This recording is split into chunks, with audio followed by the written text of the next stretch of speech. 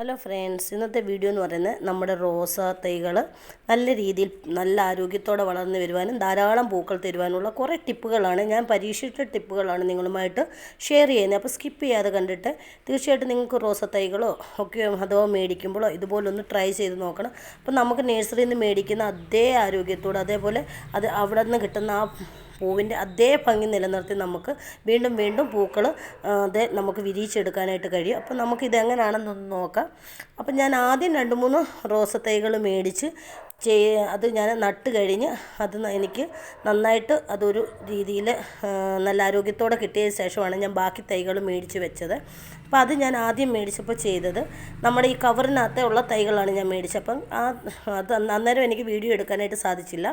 ആ തൈകൾ നമ്മൾ മേടിച്ചുകൊണ്ട് വരുമ്പോഴേ ആദ്യം നമ്മൾ ആ കവർ കീറിയിട്ട് അതിൻ്റെ എത്രയും മണ്ണുണ്ടോ അതത്രയും മുങ്ങി നിൽക്കത്തക്ക രീതിയിൽ ഒരു പാത്രത്തിൽ വെള്ളം എടുത്തിട്ട് നമ്മൾ പെതുക്കെ ആ മണ്ണോടുകൂടി ആ തൈ അതിലേക്ക് ഇറക്കി വെച്ച് കൊടുക്കുക. ഇത് കുതിരുന്നതനുസരിച്ച് നമുക്ക് അതിൻ്റെ വേര് പൊട്ടിപ്പോകാതെ അടിഭാഗത്തുനിന്ന് കുറച്ച് അതിൻ്റെ മണ്ണങ്ങ് നമുക്ക് ഇളക്കിക്കളയാം. മുഴുവനും ഇളക്കിക്കളയേണ്ട, ബഡ് ചെയ്ത ആ ഭാഗത്ത് മണ്ടഭാഗം കുറച്ച് നിലനിർത്തുക. എന്നിട്ട് താഴത്തെ ഭാഗത്തെ നമ്മൾ മണ്ണ് കൈകൊണ്ട് പെതുക്കെ വേര് പൊട്ടാതെ അത് ഇളക്കിക്കളയുക. അത് പ്രത്യേകം ശ്രദ്ധിക്കണം, വേര് പൊട്ടിപ്പോകാതെ. എന്നിട്ട് നമ്മൾ തയ്യാറാക്കിയിരിക്കുന്ന ചെടിച്ചട്ടിയിലേക്ക് ഇറക്കി വെക്കുക. അപ്പം ചെടിച്ചട്ടി തയ്യാറാക്കുമ്പോൾ ചാണകപ്പൊടിയും ചകിരിച്ചോറും ഒക്കെ മിക്സ് ചെയ്യാനായിട്ട് പ്രത്യേകം ശ്രദ്ധിക്കണം. എന്നിട്ട് നമ്മൾ അതിലേക്ക് ഇറക്കി വെച്ചിട്ട് കുറച്ച് വെള്ളം ഒഴിച്ച് കൊടുക്കുക. ഈ മണ്ണൊക്കെ ഒന്ന് നനയത്തക്ക രീതിയിലുള്ള വെള്ളം ഒഴിച്ച് കൊടുത്തിട്ട് നന്നായിട്ട് നമുക്ക് ആ റോസയുടെ മൂടൊന്ന് നന്നായിട്ട് ഫിക്സ് ചെയ്യണം. അതിന് ശേഷം നമുക്ക് 3 ദിവസം നല്ല തണലുള്ളിടത്ത് തന്നെ വെക്കുക.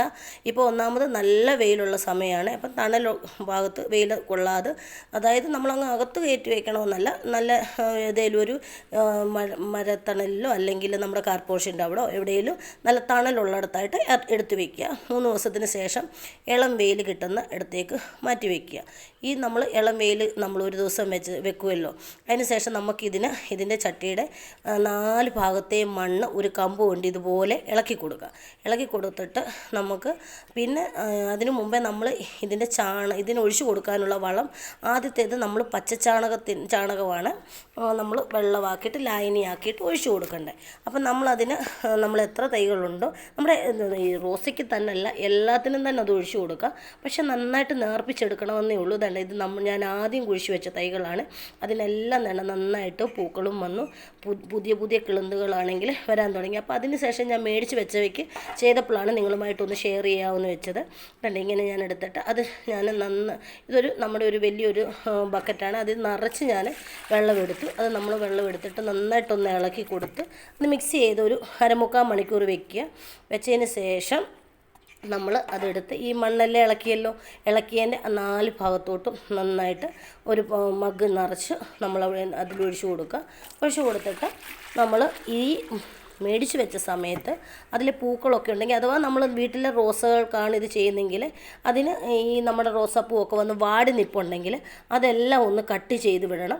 കട്ട് ചെയ്യുക എന്ന് വെച്ചാൽ റോസാപ്പൂ ഉണ്ടായതിൻ്റെ താഴെ ഒരു ഇലഭാഗം കാണും. അതിൻ്റെ താഴത്തെ ഇലഭാഗത്തിൻ്റെ ആ ഭാഗത്തുനിന്ന് വേണം ഇതെല്ലാം കട്ട് ചെയ്ത് വിടാനായിട്ട്. അപ്പോൾ നമ്മുടെ ആ ഇലയുടെ ആ ഭാഗത്തുനിന്ന് പുതിയ കിളുന്തുകളെല്ലാം കിളുത്ത് വരാൻ തുടങ്ങും.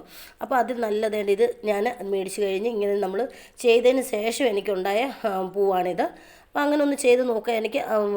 എൻ്റെ പൂക്കാതിരുന്ന ചെടികളും എല്ലാം നന്നായിട്ട് പൂത്തു. അടീനിയത്തിന് ഞാനൊരു പ്രാവശ്യം ഇത് ഒഴിച്ച് കൊടുത്തു. പക്ഷേങ്കിൽ അത് നന്നായിട്ട് ഇപ്പം പൂത്തുണ്ട്. ഇതേ രീതിയിൽ നമ്മൾ കട്ട് ചെയ്ത് വിടുക.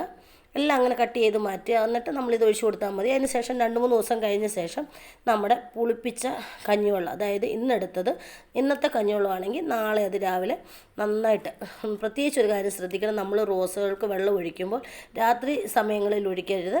നമ്മുടെ രാവിലെ തന്നെ ഇതുങ്ങൾക്ക് വെള്ളം ഒഴിച്ച് കൊടുക്കാവൂ. നമുക്കിതുപോലെ നല്ല പൂക്കളെല്ലാം വിരിയിച്ചെടുക്കാനായിട്ട് സാധിക്കും. നമ്മൾ കഞ്ഞിവെള്ളം എടുക്കുമ്പോൾ ഈ കഞ്ഞിവെള്ളത്തിൻ്റെ ഇരട്ടി വെള്ളം വേണം ചേർത്ത് ഇതിനെ ഒഴിച്ചു കൊടുക്കാനായിട്ട്. അതുപോലെ എല്ലാവർക്കും ഒരു ഡൗട്ട് വരും, അപ്പോൾ എല്ലാ ചെടികൾക്കും ഉപയോഗിക്കാവുന്ന നമ്മുടെ ഏതെല്ലാം ചെടികളുണ്ട് ആ ചെടി അടീനിയത്തിന് വരെ ഞാൻ ഈ വെള്ളമാണ് ഒഴിച്ചു കൊടുക്കുന്നത്. എൻ്റെ അടീനിയം എല്ലാം നല്ല കളറോട് കൂടിയാണ് എനിക്ക് പൂക്കളുണ്ടായി കിട്ടിയിരിക്കുന്നത്. അപ്പോൾ തീർച്ചയായിട്ടും നിങ്ങൾ ഇതെല്ലാം ഒന്ന് ട്രൈ ചെയ്ത് നോക്കണം. അപ്പോൾ നിങ്ങൾക്ക് ഈ വീഡിയോ ഇഷ്ടമായെങ്കിൽ ലൈക്ക് ചെയ്യാനും അതുപോലെ ഞങ്ങളെ സപ്പോർട്ട് ചെയ്യാനും മറക്കരുത്. അപ്പം ബാക്കി ഒരു ടിപ്പുമായിട്ട് ഞാൻ വരുന്നതായിരിക്കും അടുത്ത വീഡിയോ കാണുന്നത് വരെ. Thank you for watching.